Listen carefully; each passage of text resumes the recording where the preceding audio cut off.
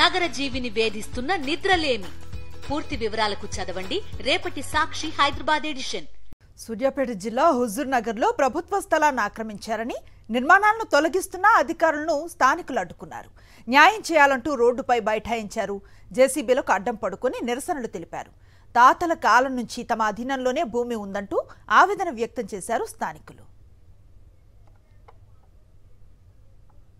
ఇట్లా ఇక్కడ జీవనం కొనసాగిస్తూ ఉన్నాం. పొట్టకూటి కోసం మా పిల్లల్ని, నా తల్లి, నా పిల్లల్ని అందరినీ కూడా ఇదే షాప్లో జీవనం, మా తాతగారి కానించి 40 సంవత్సరాల కానించి మేము ఇక్కడనే జీవనం కొనసాగిస్తున్నాం. మా నాన్న తర్వాత నేను కూడా ఇస్త్రీ చేసుకుంటా ఇక్కడ జీవనం సాగిస్తున్నాను.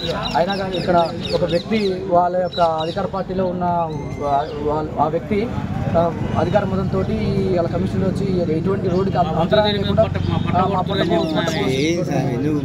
జీవనం సాగిస్తుంటే మేము తీస్తామని చెప్పేసి సామాన్లు ఎదుర్కొన్నా కానీ ఆ సామాన్ల కోసం అర్జెంట్ ఖాళీ చేపించి ఇవాళ జేసీబీ తీసుకొచ్చి ధ్వంసం చేసేది స్వామి. ఇక్కడ చేసుకుంటున్నాం కానీ దీని మా ఫోటో ఇవాళ మా జీవనోపాధి లేకుండా మమ్మల్ని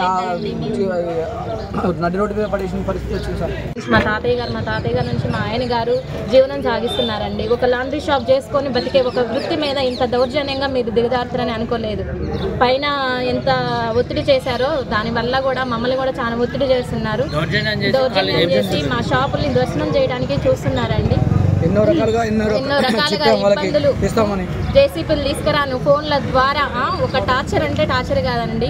మేము చేసుకునే వృత్తి ఒక బిజినెస్ పెట్టలే, మేమేం పెట్టలేదు. కష్టపడి ఇస్త్రీ చేసుకొని బతికే వాళ్ళకి ఇంత అన్యాయమా?